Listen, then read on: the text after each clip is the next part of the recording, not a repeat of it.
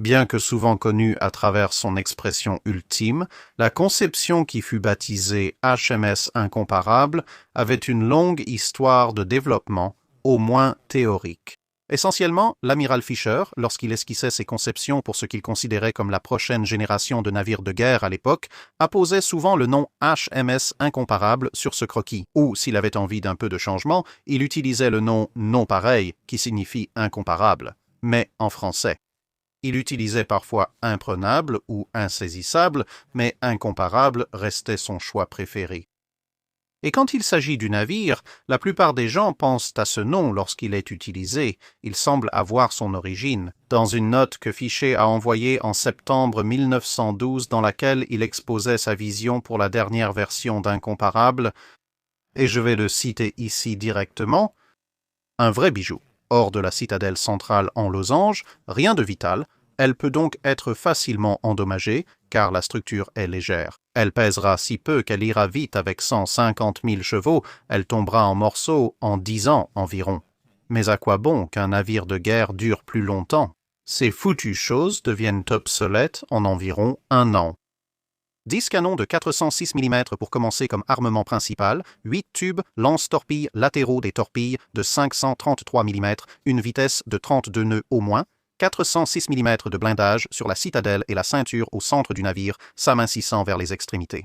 259 mètres de long, 26 mètres de large, 4 tubes lance-torpilles de chaque côté, placés bien en avant de la citadelle et immergés afin de ne pas interférer avec la machinerie. Hélices quadruples espacées, canons anti-sous-marins dans de petites tourelles simples, coque blindée en dos de tortue et superstructure légère en acier inflammable à l'avant et à l'arrière de la citadelle blindée losange. 2 tourelles de commandement, une grue hydraulique basse de chaque côté pour soulever les embarcations. Le mât central, léger en acier creux, uniquement destiné à la télégraphie sans fil et à la ventilation, fabriqué en ruban d'acier.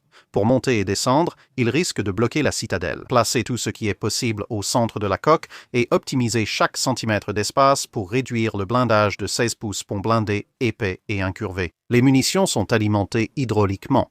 L'huile circule sur toute la longueur du navire, assez pour entourer la terre, très haut, double fond, structure en nid d'abeilles et cloisons étanches, tout rempli de liège.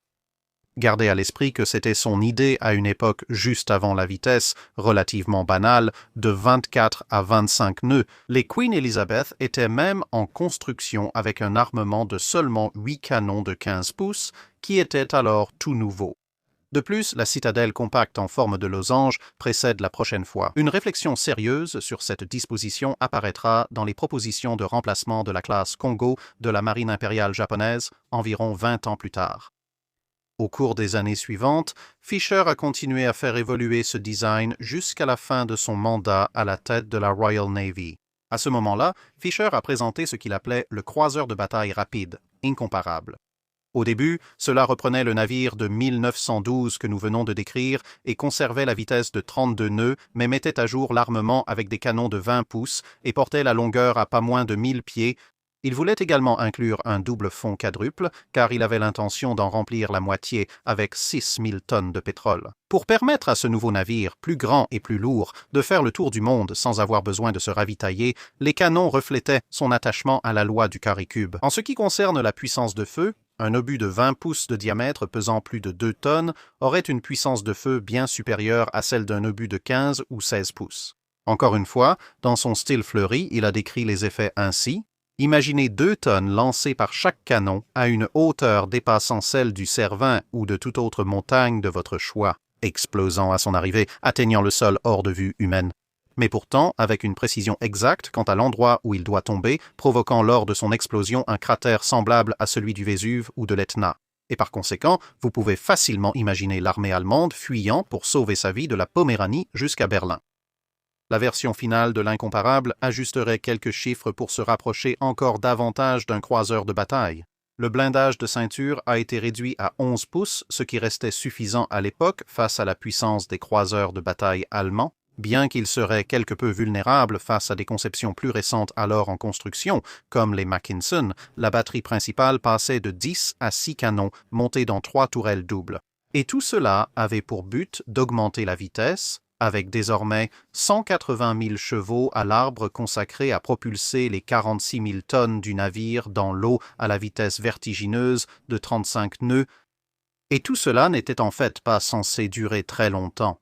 Fisher avait constaté à quelle vitesse les nouveaux cuirassés étaient dépassés. Alors qu'un vaisseau de premier rang, comme le HMS Victoire, pouvait survivre à des hommes nés à la même époque. Elle a été lancée alors qu'elle était encore en service actif. Son propre HMS Dreadnought, qui n'avait même pas 10 ans à l'époque, avait-il proposé. L'incomparable, dans ce format, était déjà sur le point d'être reléguée hors de la grande flotte dont elle avait été récemment le navire amiral. Il s'attendait donc à ce que quelque chose d'encore plus grand et meilleur remplace l'incomparable vers le milieu des années 1920. Bien sûr, comme cela s'est passé, Fisher allait bientôt quitter l'amirauté et donc aucune proposition sérieuse n'a été faite pour réellement construire la chose. Ce qui était probablement une bonne chose, car l'une de ses dernières notes sur l'idée indiquait que Fisher avait découvert la possibilité d'un canon de 22 pouces. C'est tout pour cette vidéo, merci de l'avoir regardée. Si vous avez un commentaire ou une suggestion de navire à examiner, faites-le nous savoir dans les commentaires ci-dessous. Commentez la publication épinglée pour vos questions sur la cale sèche.